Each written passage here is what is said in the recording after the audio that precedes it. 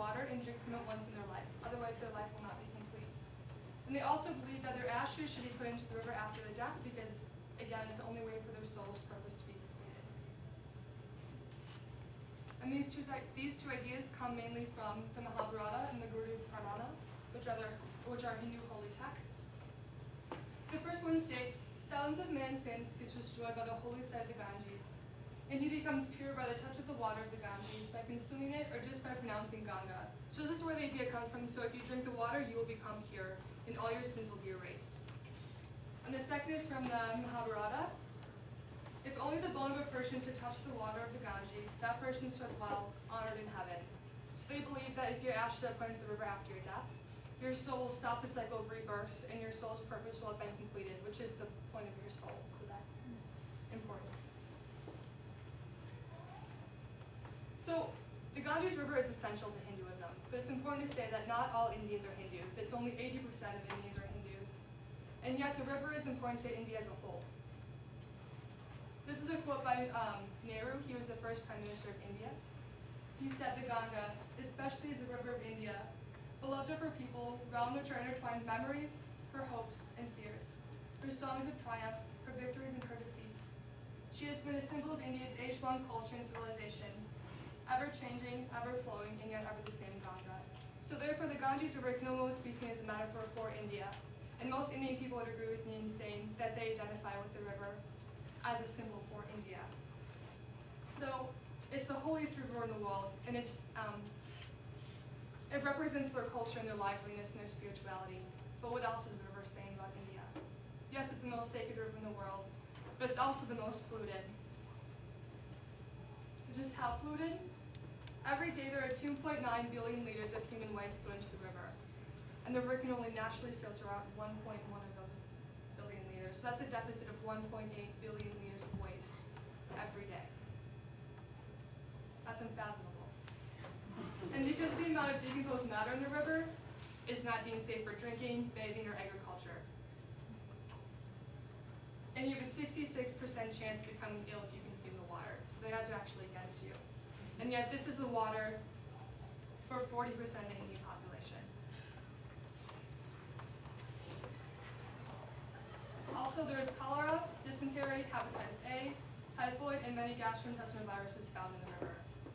And studies also demonstrate that people who live closer to the Ganges River have a significantly increased chance for cancer. And this is likely because the industrial waste in the river contains carcinogens, and carcinogens are cancer-causing. So India is in a water crisis, as we all are. But in 2006, Sikar, the water advisor of the Planning Commission of India, stated, "We have come to the worst already.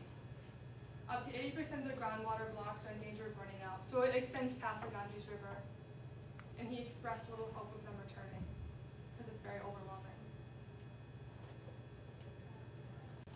So how did the sacred river become so polluted? It's a pretty compelling picture. I think a large part of the answer is there are 1.2 billion people in a country a third the size of the US. But I argue that an even larger part of the reason is because of the religion. Because Hindu holy texts both justify and mandate mass pollution, and the belief that the mother Ganga, the Ganges River, purifies all things inside of her, justifies discarding waste into the river and mass amounts without a second thought. And while industrial waste is a huge problem in the river, it's overwhelmingly human waste that contributes to the pollution. It's about 80% is from human waste. And this includes sewage, just garbage, and also cremation ashes. You might think that's a small portion, like a really minor thing to put into the river, but it's actually quite large because, as I mentioned before, it's part of their dharma, a Hindu's dharma, to have their ashes put into the river because it stops the cycle of rebirth.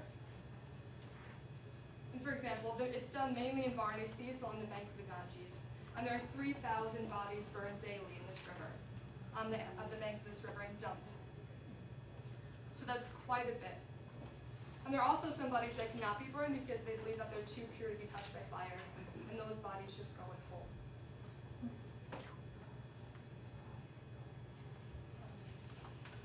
Religious festivals also mandate mass pollution.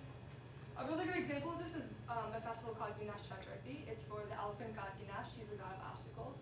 It's a 10-day festival celebrated all around India. It's not specific to the Ganges River, but it takes place there as well. So they pray to him for 10 nights.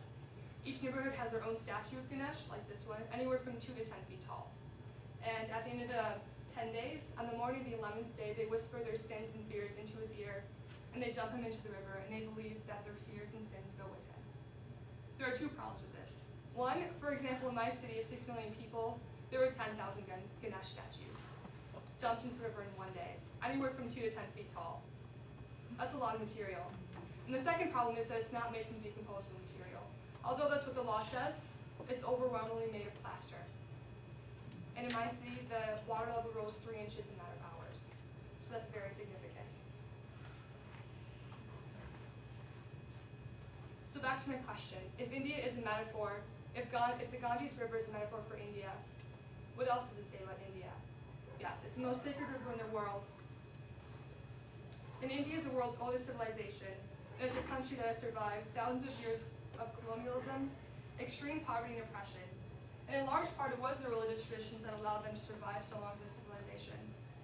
However, these same traditions may also be responsible for the country's demise, because these traditions have enforced the pollution, the grave pollution of their most sacred river. Therefore, the Ganges River may also represent India's new struggle, a water crisis. The Ganges River will become the ultimate symbol and determining factor as to whether or not India will survive.